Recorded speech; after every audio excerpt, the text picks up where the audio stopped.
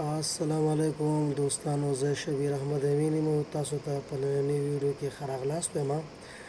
دوستانو، تاسو ته معلومات شته دی چې په ننني عصر یا وخت کې د واتساپ استعمال اکثره په دفترونو او کاري ځایونو کې دومره ضروري وي لکه څنګه چې موږ سره په جیب کې موبایل ضروري وي. نو څنګه موږ کولی شو چې په خپل لپټاپ یا کمپیوټر کې واتساپ نصب کړو یا هم انسټال کړو. نو د ټولو نه لومړی به موږ څه کوو؟ په ویب براوزر باندې کلیک کوو. نو اني ویب براوزر کېدلی شي. او په دوهم قدم کې به موږ دلته ورته لیکو ویب ډاټ واتساپ. ویب ډاټ واتساپ د لیکلو نه وروسته به موږ ته د واتساپ یو لینک راښکاره شي. دغه واتساپ لینک باندې به بیا هم موږ کلیک وکړو او د دغې نه وروسته به د واتساپ دلته یو انسټرکشن موږ ته را ظاهریږي.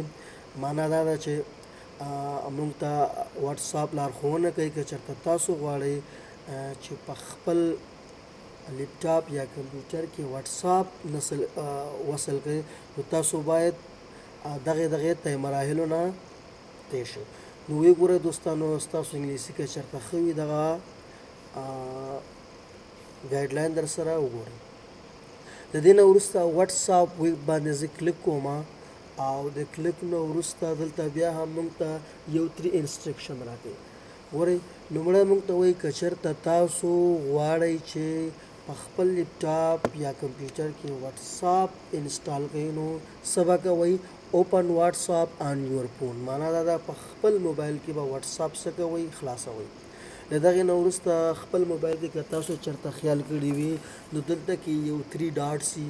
هغه 3 ډاټس علامې باندې چې کله تاسو کلیک وکړئ، له دغې نه وروسته به تاسو واتساپ ویب انتخاب کړئ. د واتساپ ویب نه وروسته دلته تاسو دا کم کیو آر کوډ چې ګورئ، ستاسو موبایل کې چې کم کیو آر کوډ وي نو هغه دې سره ونیسئ او سکین یې کړئ. نو دې نه وروسته به تاسو سره اتومات شکل سره واتساپ خلاص شي په ستاسو لپټاپ کې. کیپ می ساین ان نه معنا دا ده که چېرته تا چک لګولی وي نو ستاسو په موبایل کې به ستاسو په لپټاپ یا کمپیوټر کې به دغه تر اخره پورې مطلب بار به تاسو دې ضرورت نه وي چې تاسو دا ته مراحل وکړئ. نو تاسو به خپل لپټاپ یا کمپیوټر ته واتساپ ته ورداخل شئ او تاسو کولی شئ چې د لپټاپ یا کمپیوټر له لارې واتساپ انجای کړئ.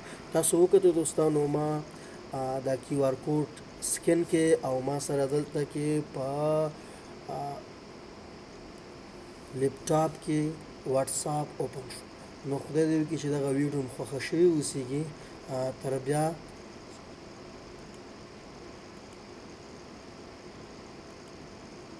زه ستاسو خدمت ته حاضرېږم. د خدای په امان، ښې چارې.